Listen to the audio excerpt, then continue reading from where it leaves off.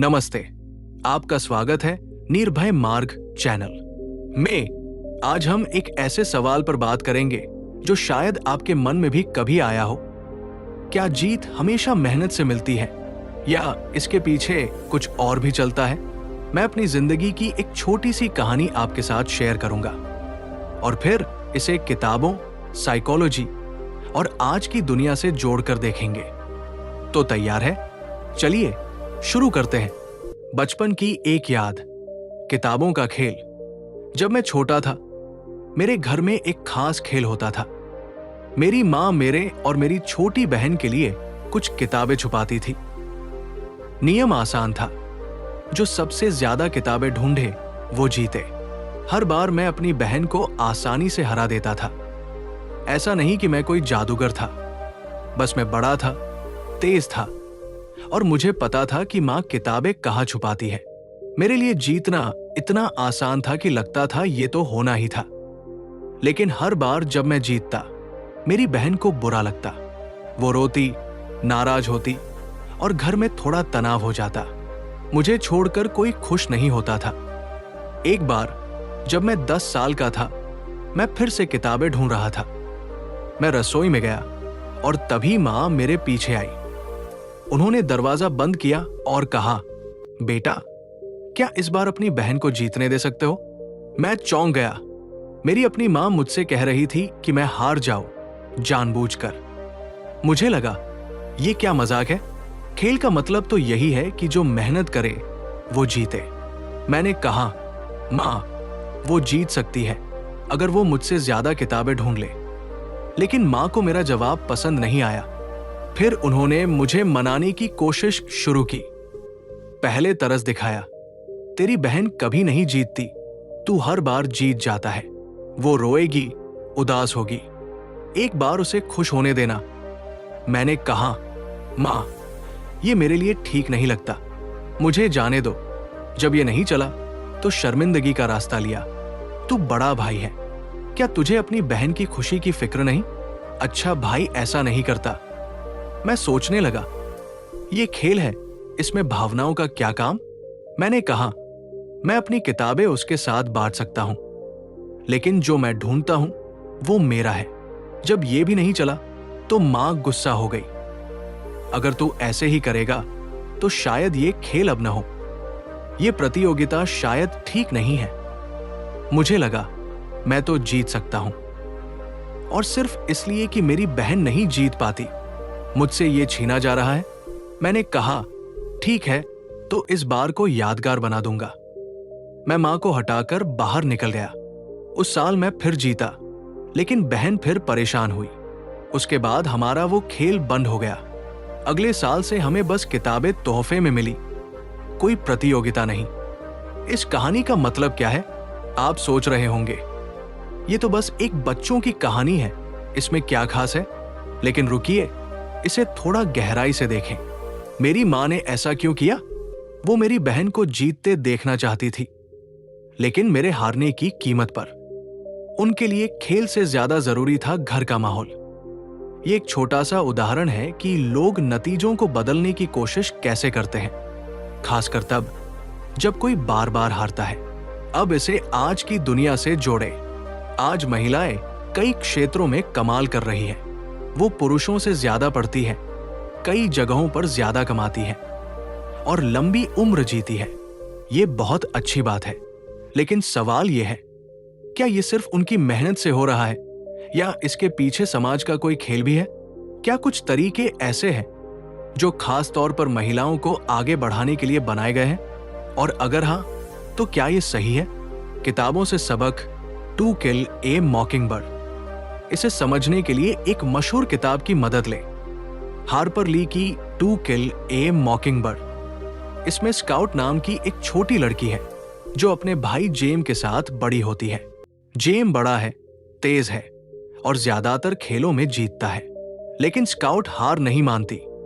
वो अपनी समझदारी से चीजों को देखती है और खुद को बेहतर बनाती है। किताब में कोई जेम से ये नहीं कहता कि वो हार जाए ताकि स्काउट जीते। ये एक सबक है, सच्ची जीत मेहनत से आती है, न कि किसी को नीचे धकेलकर। मेरी कहानी में ऐसा नहीं हुआ। मां ने मुझे नीचे धकेलने की कोशिश की ताकि बहन ऊपर आ सके। क्या यह ठीक था? शायद नहीं। लेकिन क्या ऐसा समाज में भी होता है? साइकोलॉजी की नजर, जीरो सम गेम। साइकोलॉजी में एक कॉन्सेप्ट है, जीरो सम गेम। इसका मतलब है कि अगर कोई जीतता है तो कोई हारता ही है। जैसे अगर मेरी बहन को किताबें मिलती तो मेरे पास कम होती, या अगर एक कंपनी में 10 नौकरियां हैं और 6 महिलाओं को मिलती है तो पुरुषों के लिए 4 बचती है। ये जिंदगी का सच है। लेकिन सवाल यह है, क्या ये जीत हार हमेशा मेहनत से तय होनी चाहिए या भावनाओं और दबाव से? मेरी मां ने जो किया वो इमोशनल मैनिपुलेशन था। पहले तरस, फिर शर्मिंदगी और आखिर में गुस्सा। ये तरीके आज भी दिखते हैं। लोग कहते हैं महिलाओं को सदियों से कम मिला, अब उनकी बारी है। या अगर तुम उनकी तरक्की से खुश नहीं तो तुम अच्छे इंसान नहीं। और अगर ये न चले तो गुस्सा। ऐसा सोचने वाले मर्द गलत हैं। क्या ये तरीके निष्पक्ष हैं? अगर उल्टा होता तो एक पल के लिए सोचे, अगर मेरी बहन मुझसे बड़ी, तेज और अनुभवी होती और वो हर बार जीतती, क्या मां उसे कहती कि मुझे जीतने दे? मुझे नहीं लगता। मैं हारने पर शायद मेहनत करता, न कि रोता।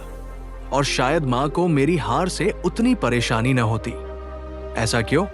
क्योंकि समाज में आमतौर पर उन क्षेत्रों की निष्पक्षता पर सवाल नहीं उठते जहां महिलाएं आगे हैं। जैसे नर्सिंग या टीचिंग में महिलाएं ज्यादा हैं।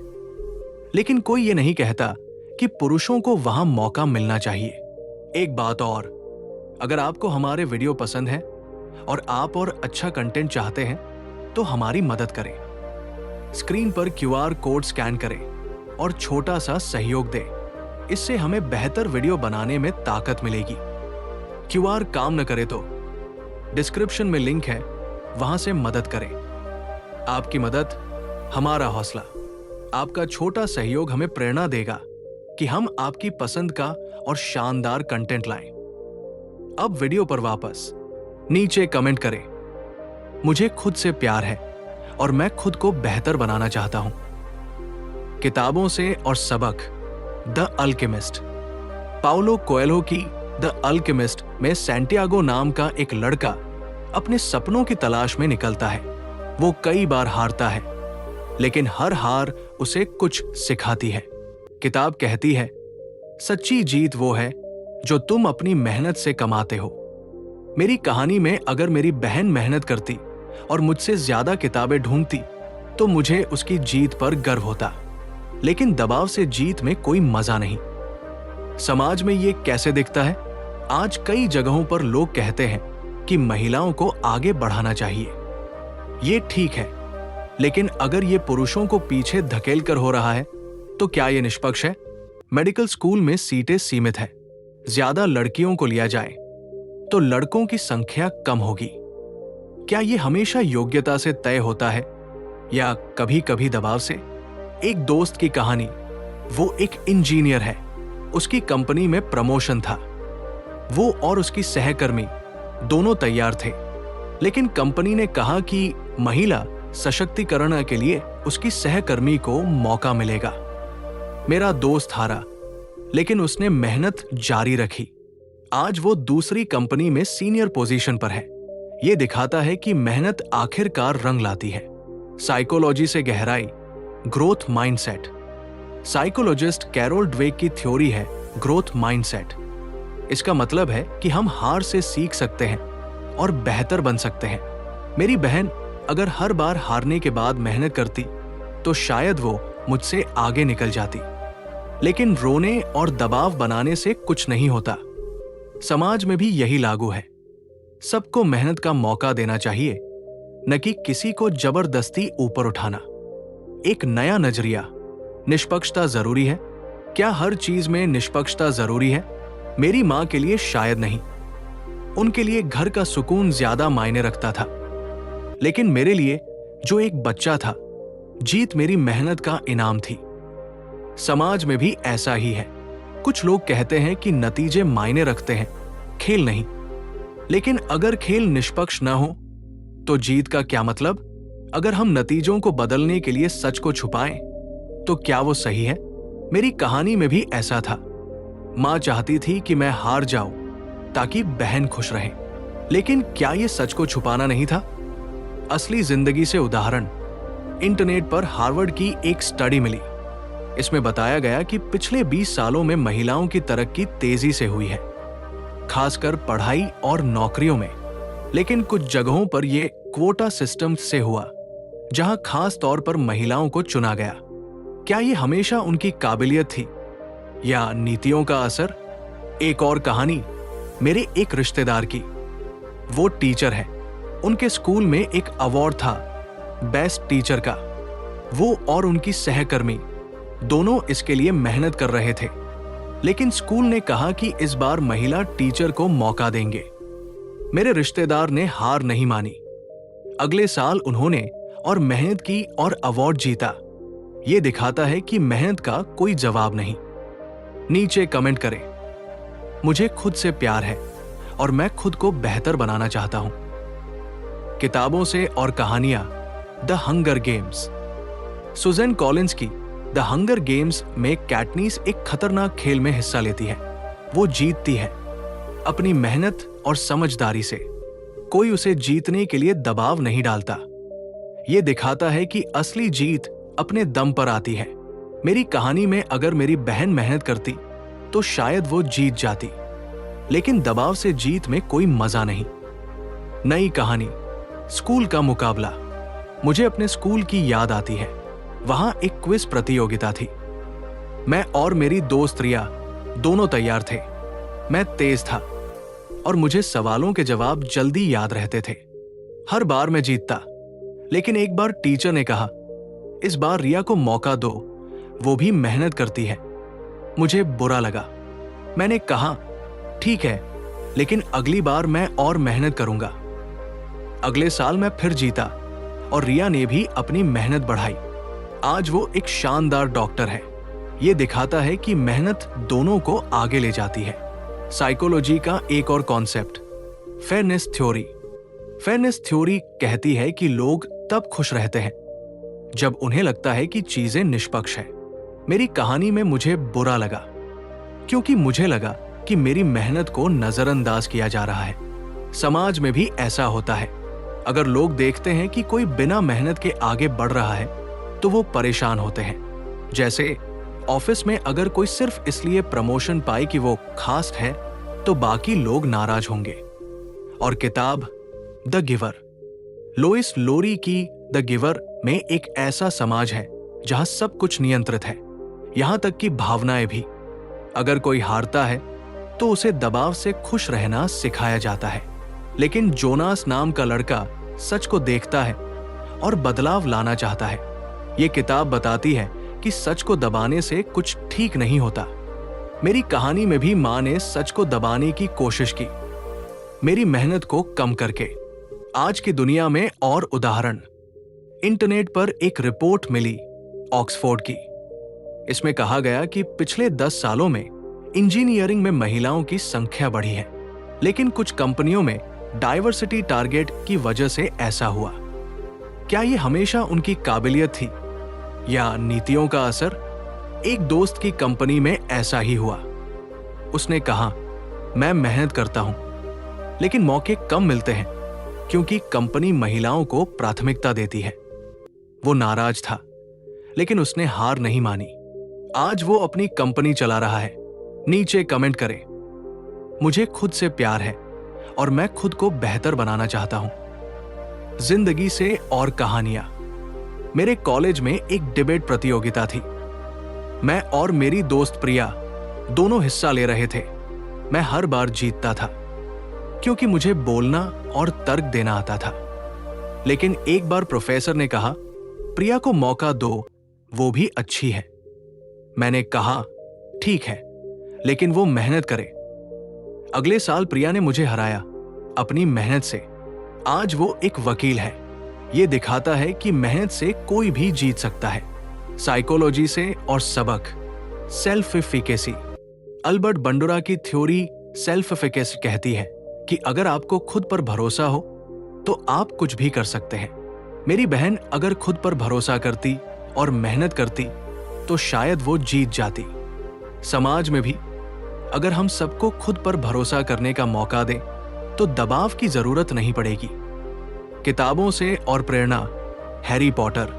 J.K. राउलिंग की हैरी पॉटर में हरमाइनी एक मिसाल है। वो अपनी मेहनत से हर बार आगे रहती है, कोई उसे दबाव से नहीं जीताता। हैरी और रॉन उससे सीखते हैं, न कि उसे नीचे धकेलते हैं। ये दिखाता है कि असली तरक्की मेहनत से होती है। समाज को बेहतर कैसे बनाएं? अगर हम चाहते हैं कि समाज निष्पक्ष हो तो कुछ बातें ध्यान रखनी होंगी। पहला, सबको बराबर मौका दे। दूसरा, मेहनत को सम्मान दे, न कि नतीजों को जबरदस्ती बदले। तीसरा, हार से डरे नहीं, उससे सीखें। मेरी बहन अगर मेहनत करती तो शायद वो जीत जाती। और समाज में भी अगर सब मेहनत करें तो किसी को दबाव की जरूरत नहीं। और उदाहरण खेल से, क्रिकेट में सचिन तेंदुलकर को देखें। वो बार बार हारे, लेकिन हर हार से सीखा। कोई उनसे ये नहीं कहा कि दूसरों को जीतने दो। उनकी मेहनत ने उन्हें महान बनाया। जिंदगी में भी ऐसा ही होना चाहिए। नीचे कमेंट करें, मुझे खुद से प्यार है और मैं खुद को बेहतर बनाना चाहता हूं। और कहानियां, ऑफिस की घटना। मेरे एक सहकर्मी की कहानी। वो एक मार्केटिंग कंपनी में था। एक प्रोजेक्ट लीड का मौका था। वो और उसकी सहकर्मी दोनों तैयार थे, लेकिन बॉस ने कहा हमें डाइवर्सिटी चाहिए, इसलिए उसकी सहकर्मी को मौका मिलेगा। वो परेशान हुआ, लेकिन उसने मेहनत जारी रखी। आज वो अपनी टीम का लीडर है। ये दिखाता है कि मेहनत का कोई जवाब नहीं। साइकोलॉजी से और लर्न्ड हेल्पलेसनेस। लर्न्ड हेल्पलेसनेस एक थ्योरी है। इसका मतलब है कि अगर कोई बार बार हारता है और उसे लगता है कि वो कुछ नहीं कर सकता तो वो कोशिश छोड़ देता है। मेरी बहन शायद ऐसा ही महसूस करती थी, लेकिन अगर उसे मेहनत करने का मौका मिलता तो शायद वो आगे बढ़ती। समाज में भी अगर हम हारने वालों को सिर्फ दबाव से जीत दें तो वो कभी मेहनत नहीं सीखेंगे। किताबों से और the Kite Runner. Khaled Hosseini की द काइट रनर में हसन एक गरीब लड़का है। वो अपने दोस्त अमीर के लिए पतंग उड़ाने में माहिर है, लेकिन अमीर को जीतने का मौका मिलता है क्योंकि वो अमीर घर से है। हसन कभी शिकायत नहीं करता, लेकिन उसकी मेहनत साफ दिखती है। ये दिखाता है कि मेहनत करने वाले को भी सम्मान मिलना चाहिए। जिंदगी में कैसे लागू करें? अगर आप जिंदगी में आगे बढ़ना चाहते हैं तो कुछ बातें याद रखें। पहला, हार से डरे नहीं। दूसरा, मेहनत पर भरोसा करें। तीसरा, दूसरों की जीत से जले नहीं, उससे प्रेरणा लें। मेरी बहन अगर ऐसा करती तो शायद वो जीत जाती। और आप भी अगर मेहनत करें तो कोई आपको रोक नहीं सकता। और उदाहरण, स्टूडेंट की कहानी। मेरे एक कजिन की बात। वो स्कूल में औसत स्टूडेंट था, लेकिन एक बार उसे स्पोर्ट्स में हार मिली। उसने रोने की बजाय प्रैक्टिस शुरू की। अगले साल वो चैंपियन बना। यह दिखाता है कि मेहनत हार को जीत में बदल सकती है। दोस्तों, ये थी आज की बात निर्भय मार्ग चैनल पर। उम्मीद है आपको मेरी कहानियां, किताबों के सबक और साइकोलॉजी के नजरिए ने कुछ सोचने पर मजबूर किया। अगर आपको ये पसंद आया तो इसे अपने दोस्तों के साथ शेयर करें। निर्भय मार्ग को और मजबूत बनाने के लिए अपने विचार नीचे कमेंट में लिखें। अगली बार फिर मिलते हैं। तब तक निर्भय बने रहें और अपनी राह खुद बनाएं। नमस्ते।